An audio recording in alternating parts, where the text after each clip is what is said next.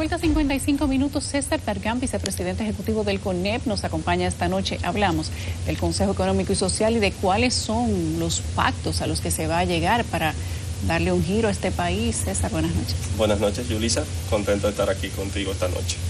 El gusto es totalmente mío. Cuéntame el papel del CONEP en este llamado que ha hecho el gobierno para buscarle la vuelta a unos cuantos temas. Se dice que ya va por 13 que se han agregado, posiblemente se van a agregar un par más. ¿Cómo lo ven ustedes esta convocatoria? La gente se ha quejado de la organización y el método. ¿Qué dice el CONEP? Mira, el CONEP es uno de 15 representantes que tiene el sector empresarial en el Consejo Económico y Social. Asimismo, hay 15 representantes del sector social y del sector laboral.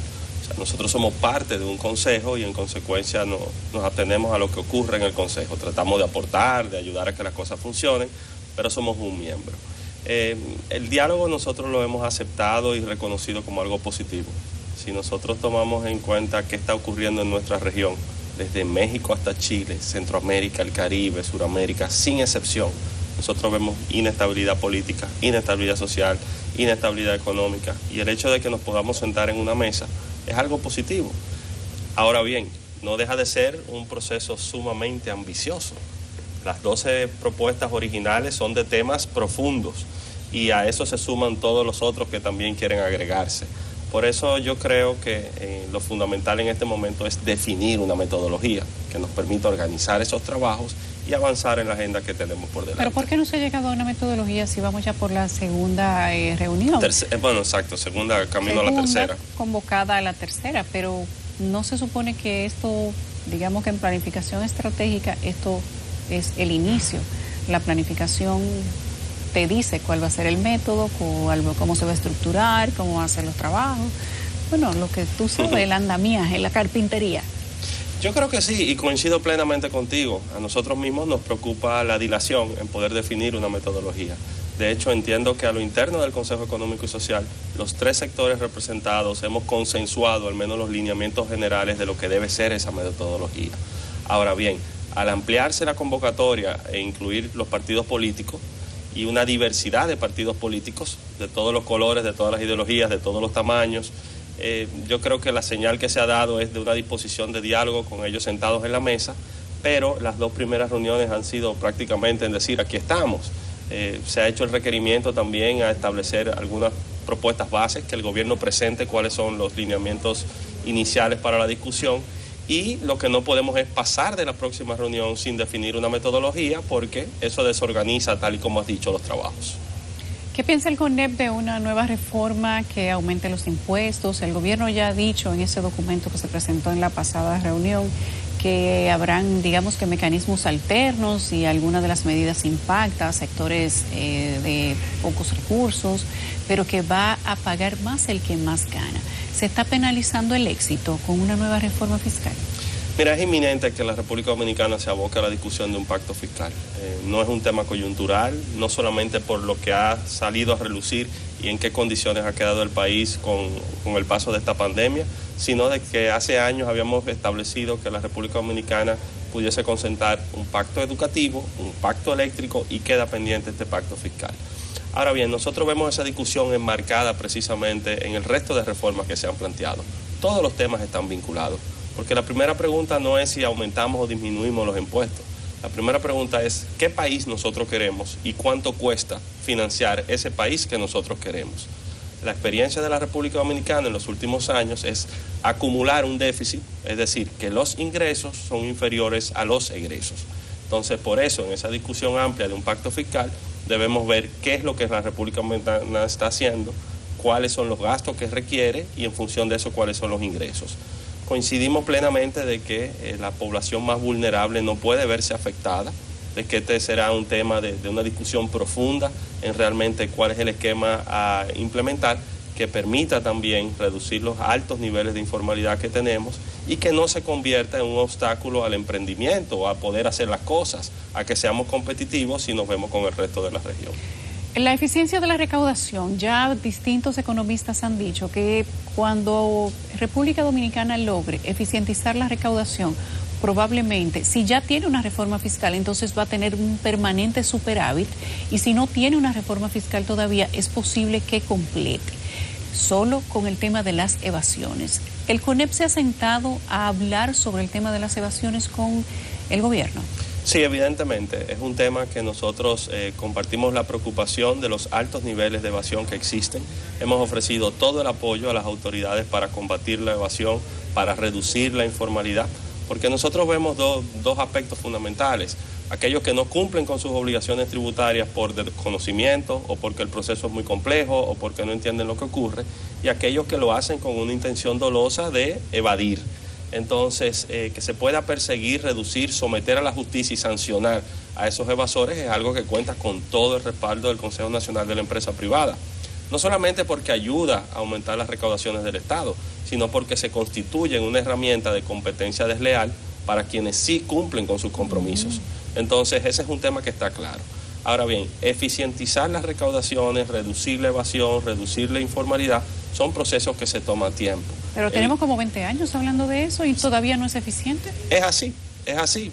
Hay mejoras tangibles. No podemos comparar el rol que juega la autoridad tributaria en este momento, las herramientas con las que cuenta, con las que tenía hace algunos años. Ha habido evolución. Bueno, pero digo 20 años por poner un plazo, no significa que hace 20 años el gobierno de turno, para que se entienda. Pero no estás lejos de la realidad, porque nuestro código tributario es del año 1992.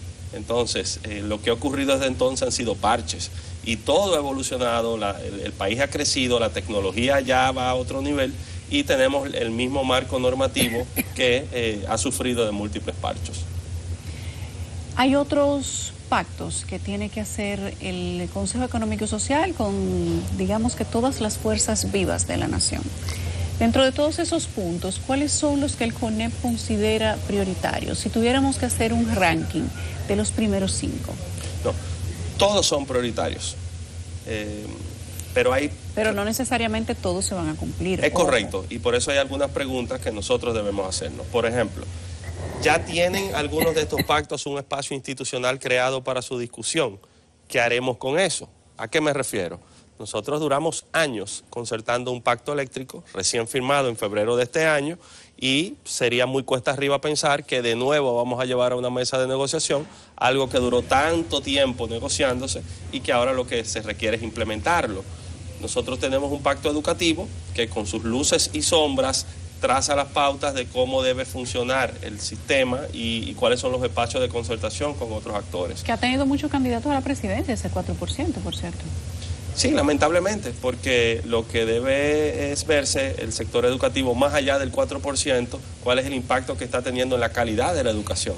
Nosotros hemos visto una mejora asombrosa en la infraestructura, al día de hoy tenemos más aulas, pero cuando vemos los indicadores de calidad, todavía la República Dominicana tiene muchas tareas pendientes. Se acaban de quemar la mayoría de los aspirantes a maestros. Sí, han dicho que ha sido un tema tecnológico, pero no deja de ser un llamado de atención a qué está ocurriendo con nuestro sistema. No es la primera vez y las veces anteriores no era por temas tecnológicos. Pero precisamente por ese tipo de preocupación, y me mencionabas cuál es el orden de prioridades, imagínate, si yo te pongo, te he mencionado hasta ahora eléctrico y educativo. El eléctrico que genera un subsidio anual que genera un hoyo al Estado en sus finanzas. El educativo es importantísimo. Nosotros tenemos los temas laborales, los temas de seguridad social, ambos establecidos para ser discutidos en espacios tripartitos. Nosotros tenemos el tema de la policía y la seguridad, que recientemente el presidente ha creado una comisión para su conocimiento.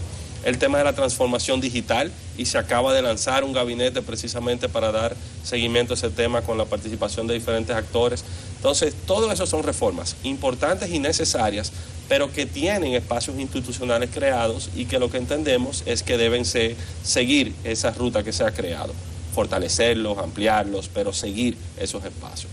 Hay otros que no tienen un espacio. El presidente ha hablado de una reforma a la Constitución y es algo novedoso que someta a una consulta pública de esta dimensión lo que podría ser la reforma a la Constitución, y eso requeriría un espacio especial. El tema fiscal, el tema del agua, que también se ha hecho un anuncio del pacto del agua, pero todavía no se avanza. Entonces la gran distinción es entre aquellos que ya tienen un espacio decidido, y los que no lo tienen, cómo se crea. Todo eso es metodología, tal y como tú me lo planteaste al principio. Allá iba. ¿De qué manera el CONEP va o quiere o piensa empujar para que todas estas cosas no se queden simplemente en pactos? Hemos tenido otros pactos antes, hemos tenido otros diálogos antes también, y muchos de los temas que se van a tratar ahora o que se están tratando ahora ya se han tratado en el pasado. Inclusive algunos han tenido conclusiones, pero esas conclusiones no se han ejecutado. ¿Cuál va a ser la diferencia? ¿Cuál es la expectativa del CONEP de que haya una diferencia con este pacto de ahora o con este gran, digamos que, conversatorio?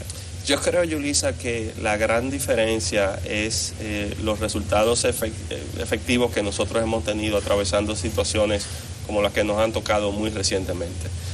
La República Dominicana no solo atraviesa ya esta parte de la pandemia con los efectos económicos y sociales que ha creado, pero lo hace con un desempeño mucho mejor que otros países de la región. Yo estuve en Costa Rica la semana pasada, un país que cuando vemos tiene una oferta muy parecida a la República Dominicana, sin embargo al día de hoy tiene niveles de desempleo de un 22%, donde no es el tema económico, es el tema social, y aquí paso a paso con muchos retos seguimos avanzando. Pero el año pasado la República Dominicana no solamente fue capaz de superar o vadear esta pandemia, sino de que se suspendieran 2 elecciones en este país. Y 2 elecciones suspendidas, un cambio de gobierno, y el país siguió. Entonces, cuando tú me preguntas cómo nosotros vemos estos pactos y sobre todo a futuro, nosotros entendemos que esto debe ser la construcción y la visión de un país, que no importa el gobierno que venga, al menos tengamos una ejecutoria con una visión al mediano y largo plazo que pueda continuar. Por eso, precisamente, cuando abordamos los aspectos metodológicos, lo que estamos diciendo es, no inventemos el agua tibia, no produzcamos solapamiento, mejoremos lo que ya tenemos y seamos capaces de innovar en aquello que no hemos sido capaces de abordar. Quiero preguntarte, ¿ven ustedes como una asociación que pasan gobierno, vienen gobierno, entran y salen políticos y el CONEP se mantiene? ¿Ven ustedes algo distinto en este diálogo, en esta gestión, en la administración? Algo distinto, voluntad, compromiso, lo que sea que ustedes vean, diferente a diálogos anteriores, o todavía no es tiempo de ver si hay esa voluntad? Comparado con otros procesos de diálogo, posiblemente esto es uno de los más ambiciosos que nosotros hemos visto en el pasado reciente. Podría compararse con la Estrategia Nacional de Desarrollo, que fue una consulta amplia con los diferentes actores y abordó un sinnúmero de temas, pero plantear 12 con nombre y apellido e inclusive tener la apertura de incluir otros más es algo bastante novedoso que creo que se diferencia del resto. En adición, creo que la dilación en adoptar una metodología, así como nos retrasa en el proceso, también es una señal de buena voluntad de acudir a la mesa con la mejor de las intenciones. Entonces, aprovechando esas buenas intenciones, ahí han estado todos, ahí ha estado el gobierno, pero ha estado la oposición, y han estado los empresarios y los sindicatos y la sociedad civil. Entonces, las iglesias, las universidades, los campesinos, los barrios. Entonces, si existe esa voluntad, lo que tenemos ahora es que tratar de surfear esa ola y poder llegar a puerto seguro. Tú hablas de la Estrategia Nacional de Desarrollo y qué bueno que tú la mencionas, porque estamos hablando de nuevos pactos cuando tenemos la Estrategia Nacional de Desarrollo ahí. Muchos temas que todavía son un desafío, que siguen estando por cumplir, otros que debieron haberse resuelto a este punto, pero le estamos agregando nuevas cosas. ¿Cómo se marida eso? Definitivamente reconociendo que un documento como la Estrategia Nacional de Desarrollo no puede ser un proceso estático, sino que tiene que renovarse y adaptarse en el tiempo. Si nosotros comparamos, y escuchaba el segmento anterior que ustedes veían qué pasa ahora en las Naciones Unidas, en el propio seno de las Naciones Unidas, 100 y tantos de países fueron capaces de dotarse de una agenda de desarrollo del milenio, los objetivos de desarrollo del milenio. Cuando ya eso estaba llegando a su momento de agotamiento, se convirtió en los objetivos del desarrollo sostenible. Construyeron sobre lo que tenían y relanzaron una agenda en el mediano plazo. Lo modernizaron. Aquí, en la República Dominicana, definitivamente la Estrategia Nacional de Desarrollo fue un ejercicio amplio, completo, pero que tiene que renovarse en el tiempo. Entonces tenemos 2 opciones.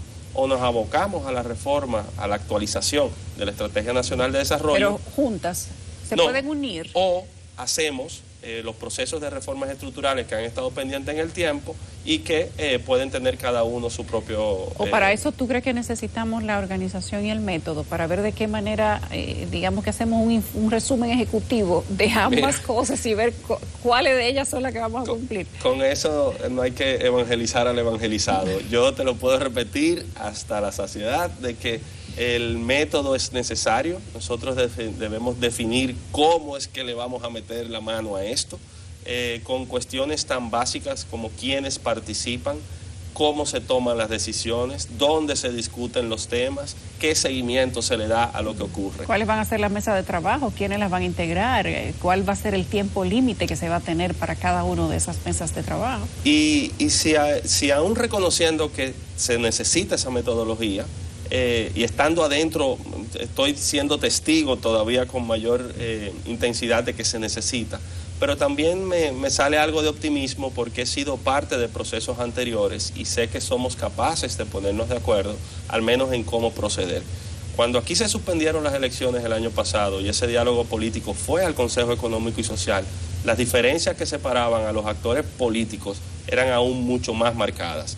No habían puentes de comunicación entre la oposición, el gobierno y los diferentes partidos. Y ese ambiente se generó y tuvimos elecciones. Ahora yo creo que hay la voluntad de lograr que la República Dominicana acabe de superar esta coyuntura muy particular que está afectando a todo el mundo, pero sobre todo que construya lo que va a ser su agenda del mediano y largo plazo. El dinero de los empresarios en las campañas políticas, uno de los puntos a discutir dentro del Consejo Económico y Social es la ley de partidos y la ley electoral. Ahora resulta que, bueno, hasta el que tú no conoces tiene dinero del narcotráfico. No es que lo que había se lo robaron, es que también las campañas se hicieron con dinero sucio. Pero en los informes de la Junta Central Electoral no aparece ni uno solo de los empresarios que aportó a las campañas de los políticos. En los informes eso no se pone, a pesar de que la ley dice que eso debe ser público, al igual que los que pagan las encuestas y demás. ¿Qué piensa el CONEP de esa modificación a ambas leyes?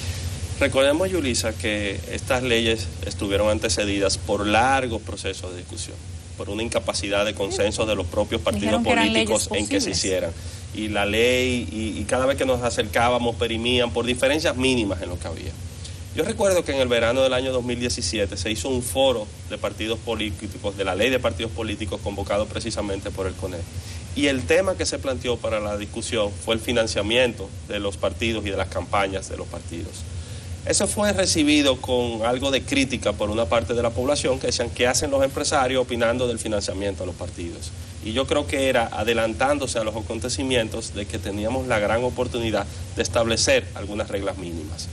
En ese momento los umbrales que se establecieron se quedaron cortos. Es decir, aquí tenemos límites, pero son unos límites que si tú lo comparas hasta con un candidato en los Estados Unidos son bastante altos. Pero al menos tenemos límites. Lo que el tiempo nos ha demostrado, y estos recientes acontecimientos también lo han confirmado, es que no solamente es tener la ley, sino tener la capacidad de implementar la ley, de dar seguimiento, de determinar si hay faltas, de sancionar. Y eso es lo que ahora mismo nos adolece.